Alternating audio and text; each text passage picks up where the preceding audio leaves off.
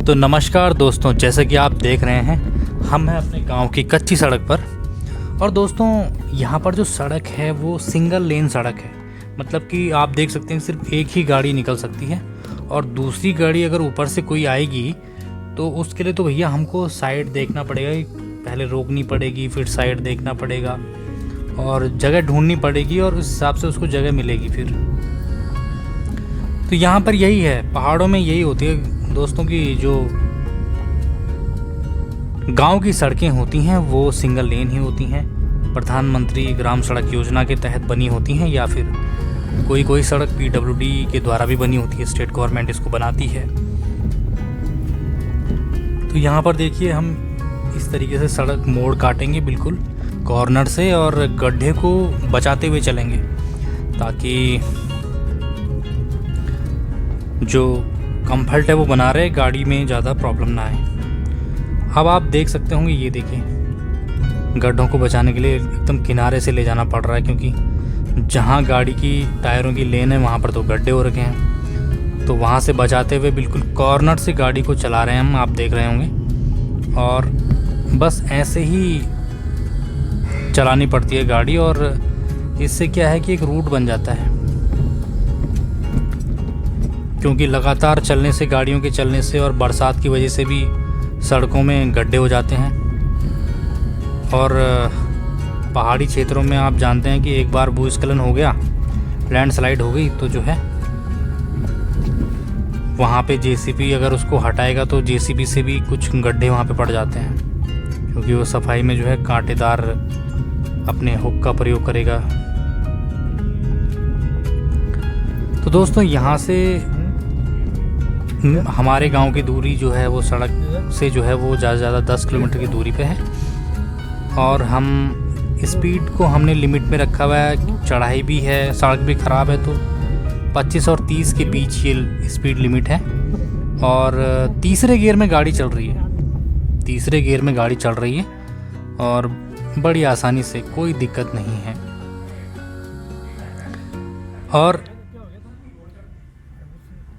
और भाई साहब मैं एक चीज़ ज़रूर कहना चाहूँगा कि पहाड़ों में चलने के लिए ना थोड़ा सा एक्सपीरियंस बहुत ज़रूरी है दोस्तों, और ख़ासकर उन लोगों के लिए जो कि प्लेन्स में गाड़ी चलाते हैं। दिल्ली, मुंबई, जो मैदानी क्षेत्र के लोग हैं, जो पहाड़ों से बहुत कम चल पाते हैं पहाड़ों में, उनके लिए तो पहाड़ों में विदाउट एनी एक्सपीरियंस गाड़ी चलाना ही नहीं चाहिए।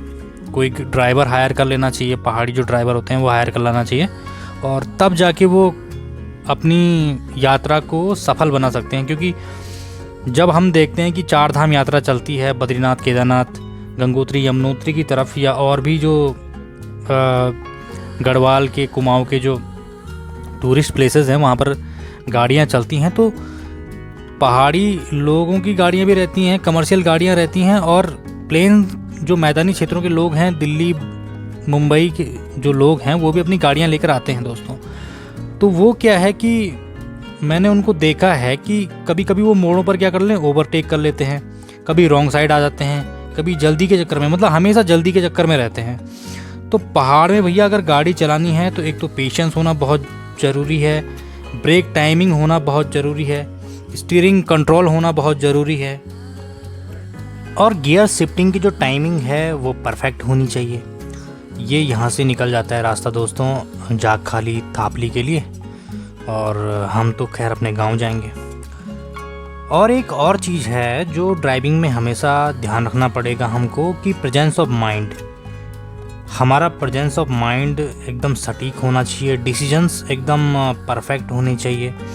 सही टाइम पे जो डिसीजन है वो हमारा होना चाहिए, कि भाई चढ़ती हुई गाड़ी को पहले रास्ता दें, है ना। और पतले रास्तों पे कैसे गाड़ी चलाएं, अगर हाईवे ठीक है तो उस पर गाड़ी कैसे चलाएं, स्पीड कितनी रखें, ब्रेकिंग कैसे लगाएं, किस तरह से ब्रेक का इस्तेमाल करें। तो ये तमाम चीज़ें हमें जो है पहाड़ों पे गाड़ी चलाने के लिए हमेशा हेल्पफुल रहेंगी, और परफेक्टली हम ड्राइविंग कर पाएंगे। अभी हम सौलदेव कोई गांव है उसके आसपास हैं, और अच्छी खासी स्पीड है हमारी, 30 और 40 के बीच है। तो हम बस यही स्पीड रखेंगे गांव तक। सो गाइस, जहाँ ये सड़क है वहाँ कभी हम गाय चराने आते थे, क्योंकि पहाड़ का एरिया था, जंगल का एरिया ये कहलाता है। और अब यहाँ से लगभग 2005 के बाद ये सड़क बनी है। तो कभी ये सड़क खेत थे और हमारी जो गाय बकरियाँ होती हैं वो यहाँ पे चरने आया करती थी। और हमारे गांव के जितने भी बच्चे थे, हम लोग दोस्त थे, वो सब आते थे। गांव के सारे लड़के, एक ही टाइमिंग हुआ करती थी सुबह से, मतलब या तो 6 बजे से लेकर के 11 बजे तक गाय चराते थे, और या फिर 4 बजे से लेकर के और 6 बजे तक गाय चराया करते थे। तो इस तरह से हमारे सारे के सारे जो गांव के दोस्त थे, दोस्त नहीं कहूँगा बल्कि भाई कहूँगा, क्योंकि एक ही रिलेशन में होते हैं, एक ही रिलेशन होता है, एक ही परिवार से कई परिवार बने होते हैं। गांव तो ऐसे ही होते हैं, गढ़वाल के और कुमाऊं के गांव तो ऐसे ही होते हैं दोस्तों, कि एक परिवार कहीं से आया, वो आके यहाँ पे रुका, फिर जो है एक परिवार से दशकों तक यहाँ पे रुके, और फिर एक परिवार से जो है कई परिवार बने, कई पीढ़ियाँ बनी। तो इस तरह से मतलब कि एक घर से जो है 100 घर बन गए। तो गांव में ऐसे ही परिवार मिलते हैं, सारे के सारे परिवार कि जो जिनके पूर्वज मतलब कभी न कभी एक ही रहे हों। लेकिन दोस्तों, अब जो गांव के लोग हैं वो भी जानवर जो हैं कम ही पालते हैं, गाय कम ही रखते हैं। ज़्यादा से ज़्यादा एक आध गाय होगी हर एक परिवार में।